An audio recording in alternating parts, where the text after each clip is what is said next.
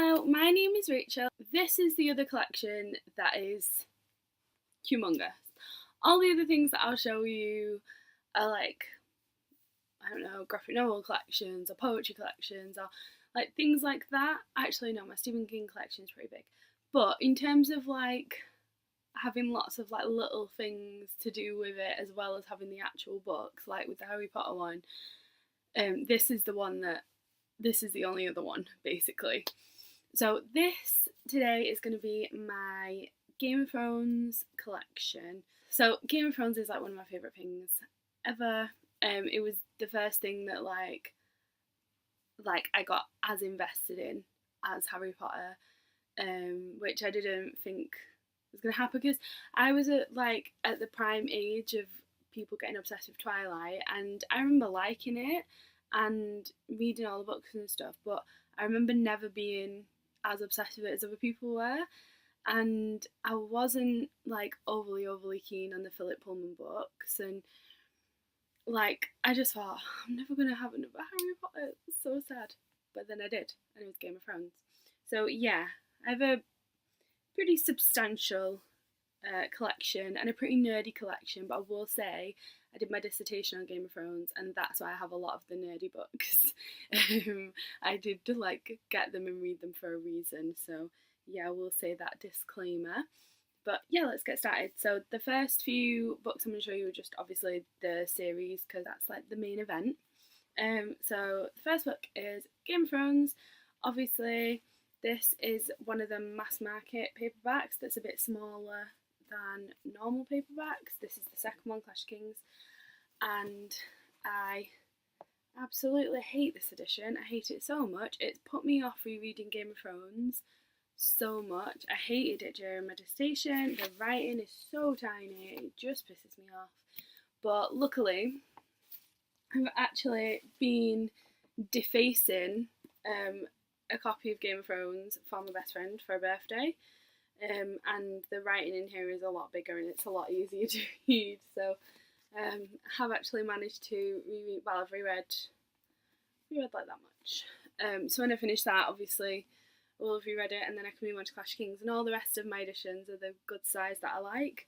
So yeah, that's good. Then I have Storm of Swords Part 1, Steel and Snow, and A Storm of Swords Part 2, Blood and Gold. I have Feast for Crows, which is a lot of people's least favourite book, and is my favourite one.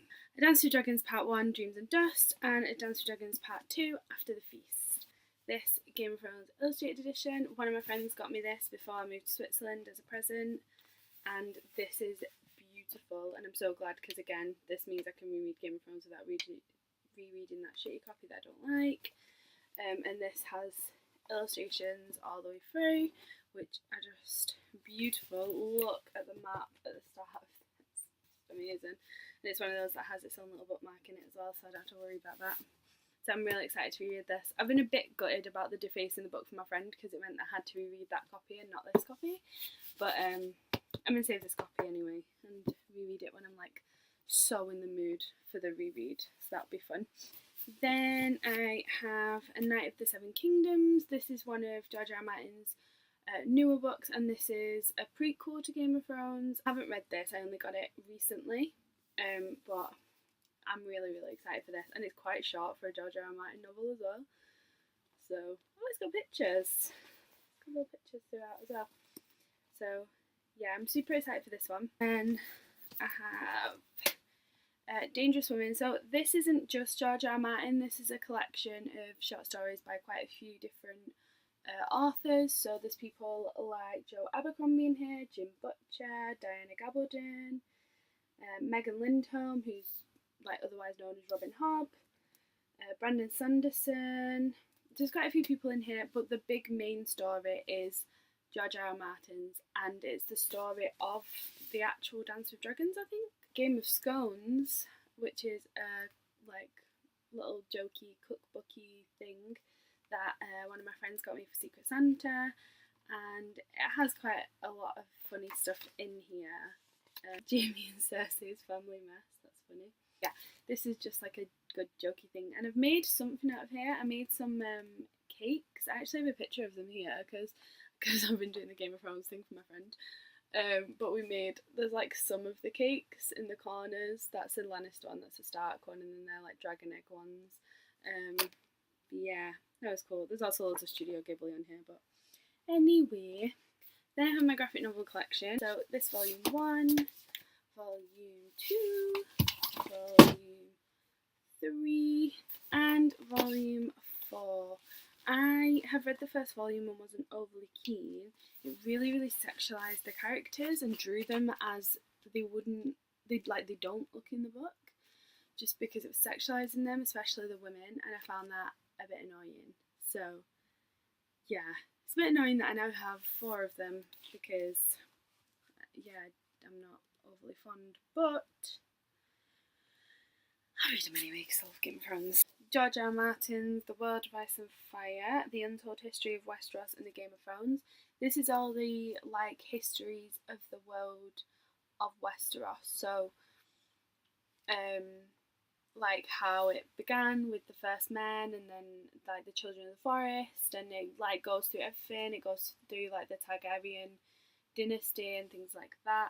This is really cool. I would say if you're starting off with Game of Thrones, this is like a really good thing to have, because in the back has these amazing family trees that are really, really detailed. And when you start off with Game of Thrones, it can be a little bit, there's a lot of characters and a lot of characters who have the same name, and yeah, so you don't need it. I mean, it's easy to pick up if you're like invested in the story and you're not like putting it down for a month in between reading it. But yeah, this is good and helpful and just really interesting for nerds, basically. I have this Game of Thrones SFX special that they did. I think it was when season 3 was coming out. But this is all about Game of Thrones, and it's really cool, and it has like loads of little stuff in it. So it's got playing the game, it's got Valar Morghulis. Oh, it's got a ranking of all the best moments up to this point. The Lannisters and Tar.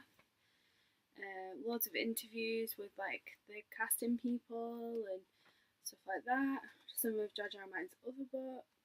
History of the roots of Ice and Fire, all that sort of stuff. So it is actually a really cool magazine. I mean, it won't be on sale now, but yeah. I have a Game of Thrones colouring book, which is pretty cool. It has all the pictures have quotes next to them from the different books, which I just really enjoy. And then lastly, for the books, we have the full-on nerd pile. Now, this is the pile of books that I basically bought for my dissertation. My dissertation was on transgressive women in the Song of Ice and Fire series. The books, not the TV show. It was quite hard to find academic material on the books, so whatever I bought, I saw, and you will say I got stubbed with a few of them. But yeah, so the first 2 weren't so great. So this one's called Winning the Game of Thrones, the host of characters and their agendas. This is okay, but it's just, it's like a fan book. There is Women in Game of Thrones, Power, Conformity and Resistance. It has essays in it, so it's got things like controversial issues in the series, and in that it's got gratuitous sex, fake lesbian scenes, race, things like that. Then it's got exploring archetypes and tropes, and gender roles in Westeros. This was okay, but this is very much based on the TV show and not on the books. So I think I mentioned it in terms of how those transgressive women go across to screen, and how they're changed and things, but apart from that I couldn't really use it that much. Then I got Winter is Coming. This is the medieval world of Game of Thrones, and it's basically just all about the different places. So it's got about the west, the north, the centre, all the sort of like geographical locations on world of Game of Thrones. And then all the rest were quite helpful. So the first one is Game of Thrones and Philosophy, Logic Cuts Deeper Than Swords. This one was the first one that I got that I was like, okay, that's actually quite, there is stuff in here, thank God. This has a lot of like philosophical ideas and stuff put into the world of Game of Thrones. So it's got Maester Hobbs Go to King Landon, Playing the Game of Thrones, Some Lessons from Machiavelli, The War in Westeros and Just War Theory. So yeah, it's got a lot of that sort of thing. And then the ones that I was interested in are Lord Eddard Stark, Queen Cersei Lannister, Moral Judgments from Different Perspectives. One of my chapters was on Cersei, so that was quite helpful. And then Dany's encounter with the wild, cultural relativism in a Game of Thrones, and that was pretty helpful because I had a chapter on Daenerys as well. So that one was cool. And then this one was quite helpful. So this is Beyond the Wall, Exploring George R.R. Martin's A Song of Ice and Fire, and this is edited by James Lauder, but the essays are from loads of different people. So this has like romanticism in A Song of Ice and Fire, rape, myth making, and the rise and fall of nations, history and timekeeping in Westeros. That was actually a pretty cool chapter. And then the one that was really helpful for me was Power and Feminism in Westeros. And that was like a good 30 pages on that, and I remember just like writing all over that chapter. That was really, really helpful.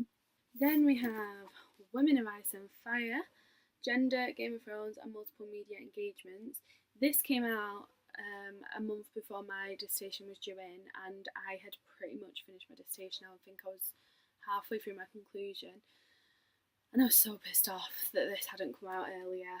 And then I remember trying to read some of it, but not being able to read a lot because like it would stress me out when I read it, because I'd be like, oh, I've already wrote it and it's on the word count and now I'm gonna go over the word count, and I can't. So had the meltdown and stopped myself.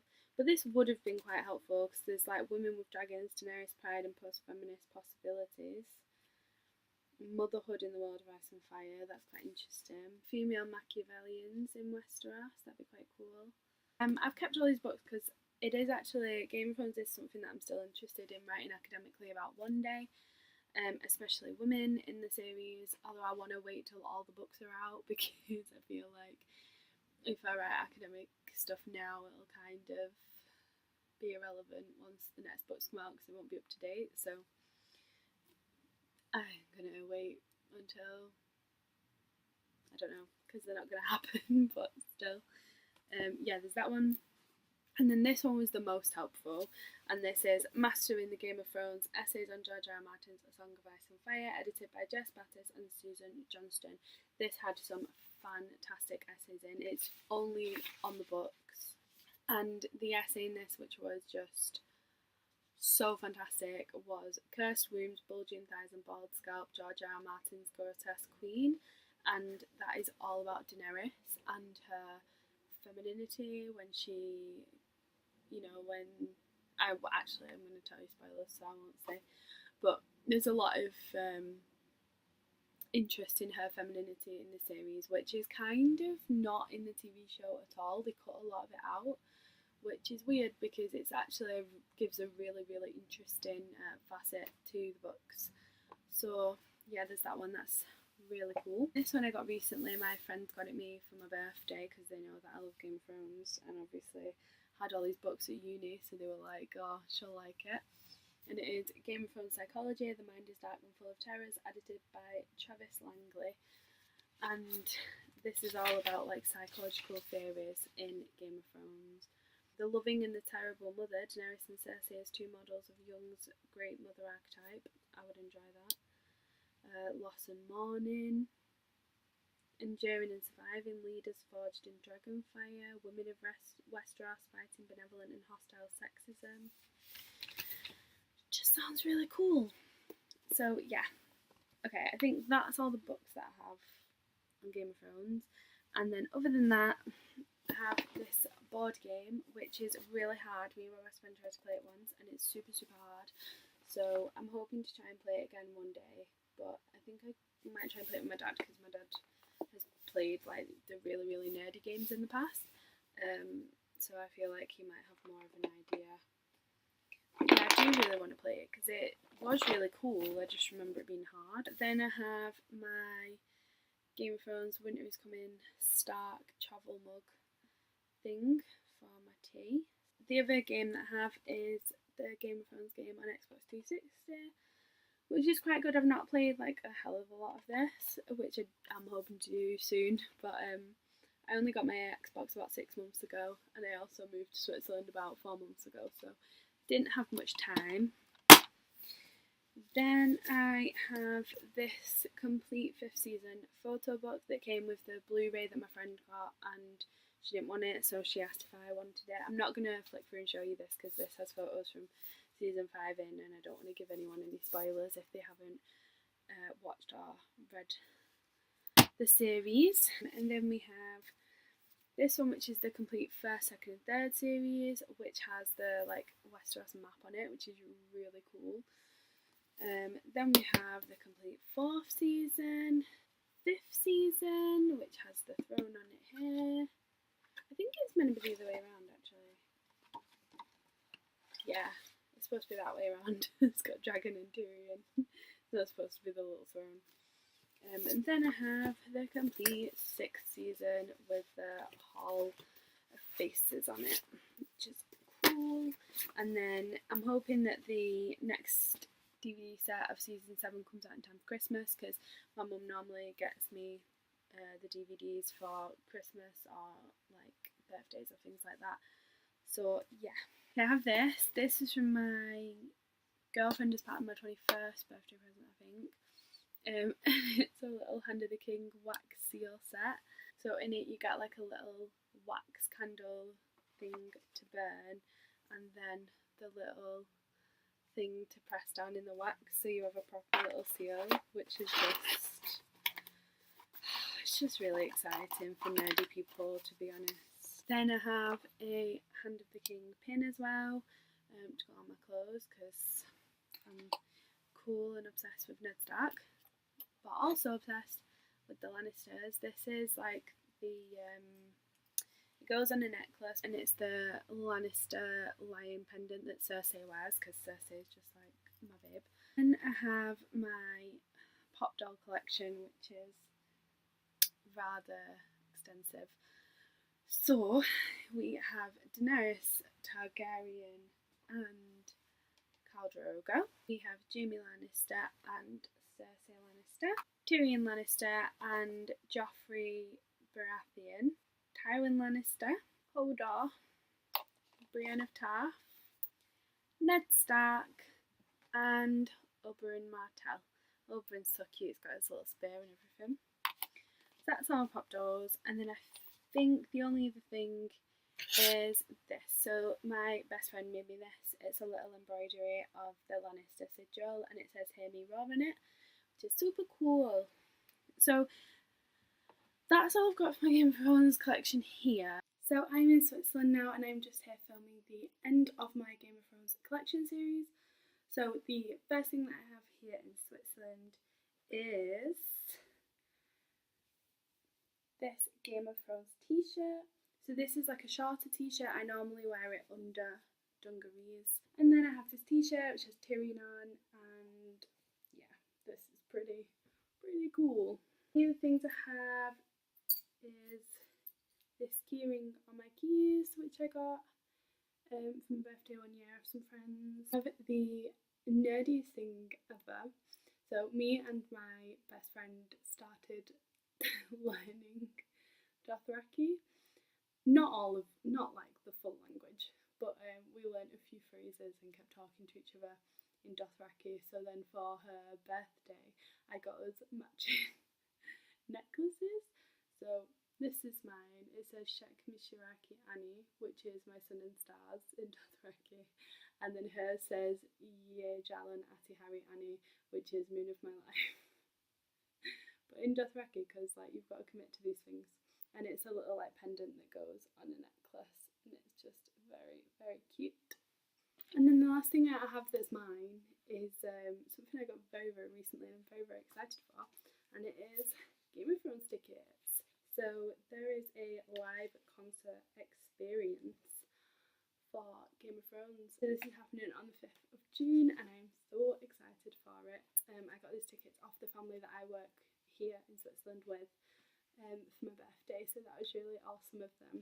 So I'm so excited to go to that. And that's my full Game of Thrones collection. The most annoying thing is I will probably get Game of Thrones related presents for Christmas, and I'm definitely getting Harry Potter related books for Christmas. So these collection videos are now not my complete collection, but it's fine. I'll let it go. Thank you very much for watching, and I will see you tomorrow for the 15th